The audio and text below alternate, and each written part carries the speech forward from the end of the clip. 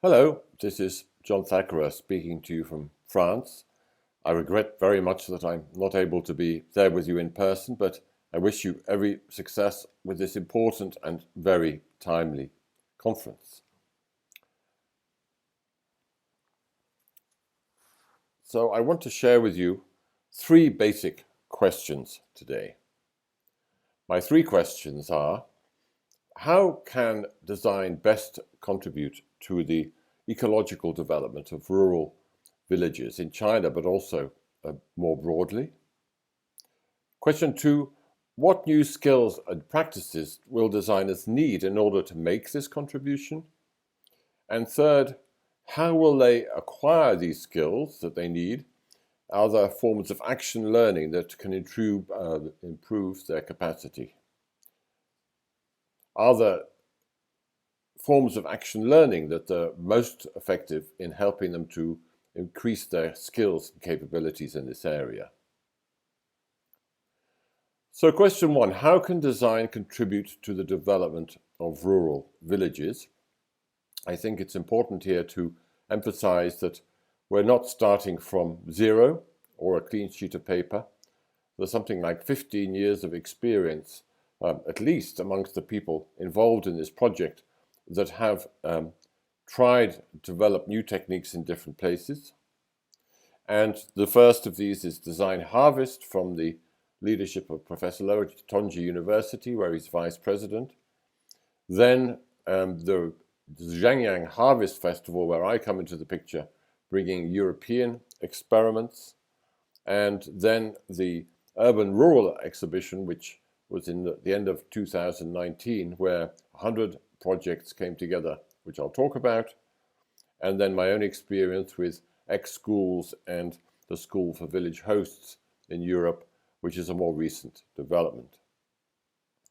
And so what you can see is that we have these years of experience in different locations, different skills, different disciplines, in which people have collaborated with local communities to look at new forms of rural development in many different locations.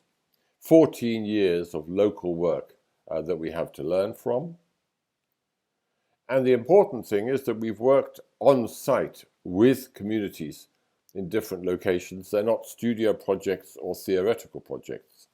And so I think that I would say that a lot of this work has been a form of action learning already. So we don't need to be persuaded that action learning is the way of the future. But the Zhangyang Harvest Festival at the end of 2019 did mark a step change, moving up a gear, new sites, and a new kind of intensity with which we would do experiments to help envision a possible future. And here's Professor Lowe, the Vice President of Tongji, talking at the launch of the Design Harvest new phase. And my contribution was to curate this exhibition, in which we looked around China and more internationally for examples of projects that represented to us the signals and the embryos of a new and exciting form of rural development. This is the beautiful herb tunnel at the entrance provided by Biofarm in Shanghai. There's an overview of the exhibition with 100 projects in total from different places, representing live examples of the future urban rural board that we were talking about. And these are opportunities based on activities happening now, not something that we're speculating about. And the 6 zones through which we organize the projects, as you see: soils, making, feeding, clothing, living, and learning. Tremendous variety of potential there. And at the end of that show, we did a kind of summary, which you can see here, of the main contribution that we at that moment thought design could make. And there's that list of opportunities on your left that you can see, everything from bioregions to ecotourism or the wellness economy. And we summarized that as saying that designers could see situations with fresh eyes and respectful fresh eyes. They could in doing that, discover new opportunities for connecting urban and rural to the benefit of both, and that designers in particular have a capability and an instinct to turn ideas into enterprises that can provide jobs and livelihoods for people. So it's not just about concepts. But this brings me on to part two, my second question. What skills are needed for the designers that we want to get into the countryside to be able to make a proper contribution? Once they've identified the opportunities, then what do they need to do to be able to operate effectively? One of those skills that I think is present in many design educations is respect and interest and curiosity about the history of the region and the town, its geology, its agricultural history, biodiversity, interesting buildings, interesting cultural practices. That's an important part of the raw material of a new rural economy, is those assets. Another question that designers need to amplify and to get better at is understanding the historical legacy in terms of agricultural practices, ecological and biodiversity cultures that again are very positive. So there's a Chinese book on the left about the importance of soil to understanding Chinese society, and on the right a foreign writer looking at how for 4,000 years China and Korea and other countries in East Asia understood organic agriculture better than the rest of the world, and we need to learn from you again. But as well as these kind of ecological and historical and cultural assets to be amplified and animated, designers are also good at connecting the actors together in an enterprise using social infrastructure. So here you see the live streaming revolution on the top left, the kind of infrastructure on the bottom left, and something very modest like a convenience store as one of the hubs that designers can use as the real world peg upon which to base these new ideas. And we're not, again, as I said, starting from zero. We've done a lot of work preparing the outline of a course on ecological literacy for designers, which we think could be given to people mid-career, and which covers, as you can see, some of the basic things that are missing from a traditional design or business or economics education in a university. So it's not something you have to spend years and years studying, and it can indeed, in our thinking, be introduced whilst people are doing the projects on the land that we talked about. It's a very exciting range of work that is ready to go. And it brings me to the third part of my talk, which is how can we use action learning to identify the ways for designers to develop these skills quickly? What, in other words, is the kind of location and the method of learning most appropriate for designers of the future, the near future, to learn from?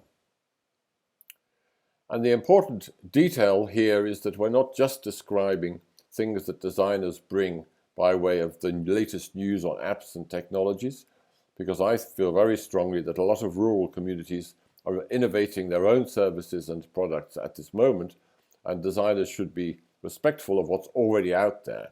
They can most often add but not create from scratch.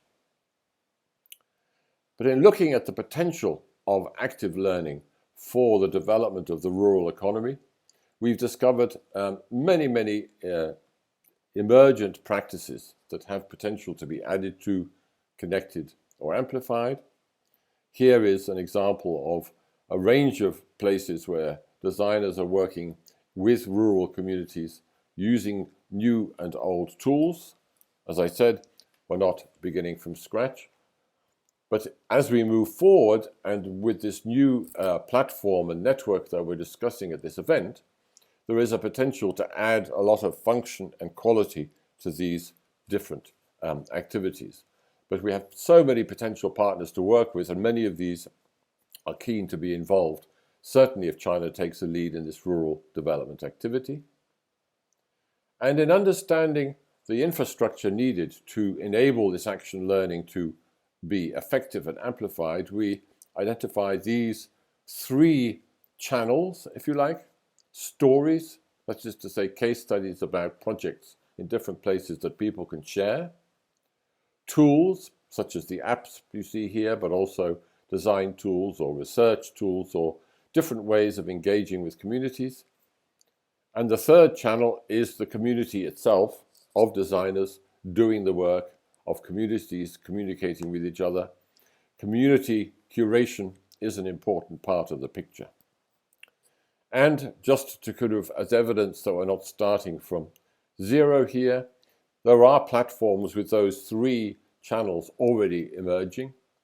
Here in Europe is Casanetrol in the south of Italy, a small team but a very brilliant example of achieving tremendous revival of villages right across that part of Europe by identifying assets and connecting them to each other.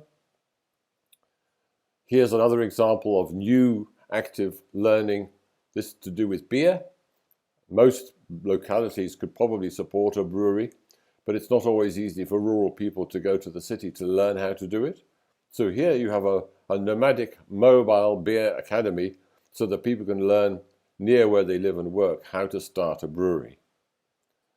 And on a different kind of concept, here is an ecological restoration camp. People all over the world are desperate to get involved, not in talking about ecological restoration, but doing it with their hands.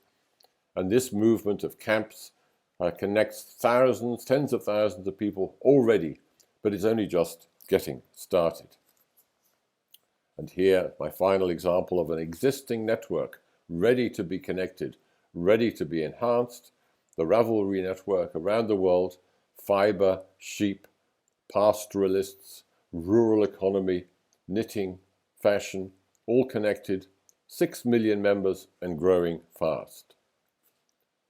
So to the extent that we're here to build on things that are already happening, I'm very happy that a proposal is being developed for an ecological design training platform for designers in China, and I lend my wholehearted support to this project. I know my colleagues at Tongji University, my colleagues in Europe are very, very keen and enthusiastic about helping make this happen. And with that statement, I'll just summarize what I've basically said today. The main thing, firstly, that the contributions of design in a rural context are real and have been defined. Designers can see the context with fresh eyes that reveal new opportunities. They can discover urban-rural connections ready to be made. And thirdly, they connect actors inside and outside rural areas in ways that create new enterprises. And the other second takeaway that I think we should focus on is that the infrastructure needed to activate this opportunity of designers into the rural is not so complicated. We need an infrastructure for active learning in which we can share stories, share tools, and be in a community of practice. That's not a big ask, and I hope that we can now make the steps to make this happen. Thank you for your attention, and I wish us all great success in this venture.